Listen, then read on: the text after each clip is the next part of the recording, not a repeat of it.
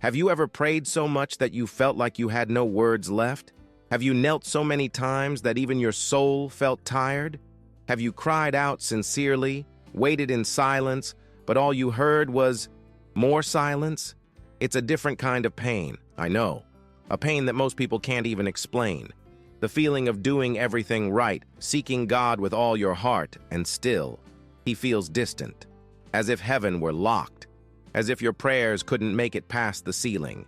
And then comes the fear that maybe He's not listening, the fear that maybe you're not important enough to receive an answer. But what if that silence isn't a sign of abandonment? What if it's actually a deeper kind of answer than you've ever imagined? Imagine the story of Hannah, that woman who wept silently in the temple, her lips moving but no sound coming out. Her heart cried out for a child. Her soul was in anguish, exhausted. She prayed year after years and nothing happened. So much so that the priest Eli mistook her for a drunk woman. But Hannah wasn't drunk. She was broken, just like you might be right now. And still, she remained, even without answers, even without guarantees. Because without realizing it, Hannah was being shaped. God hadn't said no. He had simply said, not yet. Her waiting wasn't punishment. It was preparation. Because God didn't just want to give her a child. He wanted to form a mother who would return that child to His altar. And only silence could do that. Now think about Habakkuk, a prophet, a man of God, but one who dared to say what many of us are afraid to admit. How long, Lord, must I call for help? But you do not listen. Habakkuk 1:2. He didn't hide his frustration. He felt, just like you might feel now, that his prayers were hitting a bronze sky. And yet, God led him to a greater vision. In chapter 2, verse 3, he says, "The vision awaits an appointed time. It speaks of the end and will not prove false." God's silence wasn't neglect, it was strategy. It was a response scheduled for the perfect time. Habakkuk wanted speed. God offered purpose. And in the end, the same prophet who began complaining finished by worshiping, "Though the fig tree does not bud, yet I will rejoice in the Lord." Habakkuk 3:17-18. Because the deepest kind of faith is born when the answer hasn't arrived yet. Sometimes God doesn't answer because He's teaching you to listen in a different way. That's what happened with Elijah. After defeating the prophets of Baal, he fled into the wilderness, exhausted, asking God to take his life. God led him to a cave and promised to speak to him. First came a powerful wind, but God wasn't in the wind. Then an earthquake, and still God wasn't there. After that, a fire, but nothing. And then, a gentle whisper, a breeze. And it was in that subtle silence that God revealed Himself. 1 Kings 19:11-13. What does that teach us? That God doesn't always reveal Himself through noise or strength or urgency. Sometimes He speaks through silence because He wants you to learn how to recognize His presence even when everything feels empty. God's silence may be the space where He invites you into deeper intimacy, not based on signs, but built on trust. God's silence, as unsettling as it may seem, is never random.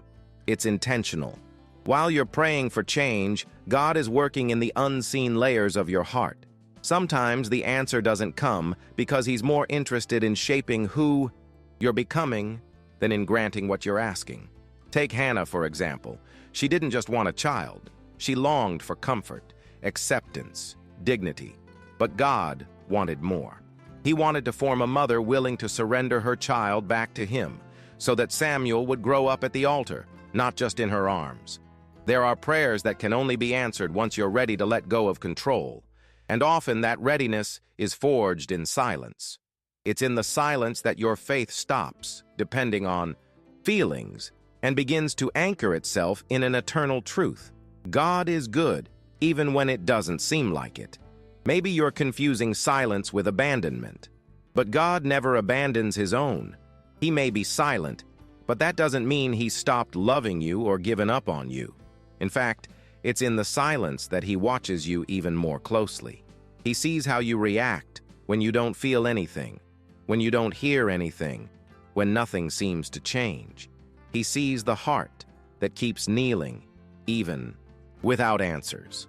And that, my friend, moves God's heart. Heaven leans in to hear prayers that don't have words, only tears. Because in God's kingdom, the faith that endures in silence is more valuable than 1,000 loud declarations. It's not the absence of struggle that proves your faith, but your ability to trust even when everything in you wants to give up. Do you remember Elijah? That great prophet who stood before kings, who challenged false gods, who prayed and called down fire from heaven. But afterward he ran to the desert, afraid, exhausted, feeling alone, and asking God to take his life. On Mount Horeb, Elijah expected a powerful manifestation, maybe an earthquake, a strong wind, a fire, but God wasn't in any of those. He came in a gentle whisper. That's the essence of divine silence. God doesn't always show up in noise, in grand signs or instant miracles. Sometimes he reveals himself in the softest sound of a soul that still chooses to believe. It's in that whisper that he says, "I'm here. I never left."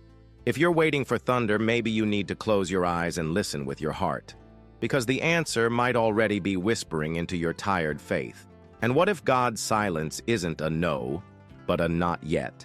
What if he's protecting you from a premature answer that could pull you away from your true purpose? Sometimes the things we urgently ask for aren't ready. But more importantly, sometimes we're not ready. God doesn't just want to hand something over to you. He wants to prepare you to receive it with maturity, with balance, with the right heart. Look at Hannah. When she finally received Samuel, she was already prepared to give him back to God. The miracle was no longer an idol, but a testimony. That silence wasn't cruelty. It was formation. And it's the same with you. What may seem like abandonment is actually deep care, a divine process that can't be rushed, but when it's complete, it will reveal something far greater than you ever imagined. Maybe today is one of those days when praying feels pointless. The words won't come out. Your heart is tired, and everything inside you wonders if it's still worth trying. You still believe God exists, but you question whether he's still listening. And it's exactly at that moment that something invisible begins to happen. Your faith is being refined. God doesn't need words to hear you. He hears the sigh, the silence, the whispered thoughts you can't even organize. Sometimes the most powerful prayer is simply staying there, quiet, present. The mere fact that you keep seeking, even when you feel nothing, is proof of a faith that is maturing. Don't despise this silence. It's in that silence that God speaks the loudest. Not with words, but with presence. Not with visible promises, but with a peace that only those who have lived through pain can understand. And when you keep going, even without answers, something begins to shift inside you. God is not just listening, he's shaping you. Every day you choose to continue, even with a broken heart, he's deepening your roots. Your prayers are not being ignored, they are being stored. The silence is not rejection, it's construction. It's like a seed planted deep in the earth that seems forgotten, but is generating life in the dark. It's there, in that soil of pain, that a faith is born, a faith that doesn't depend on feelings, a faith that survives storms because it has learned to trust, even when the skies are shut. What God is doing now, you might not be able to see, but the day will come when it will all make sense. And when that day comes, you'll look back and be grateful you didn't give up.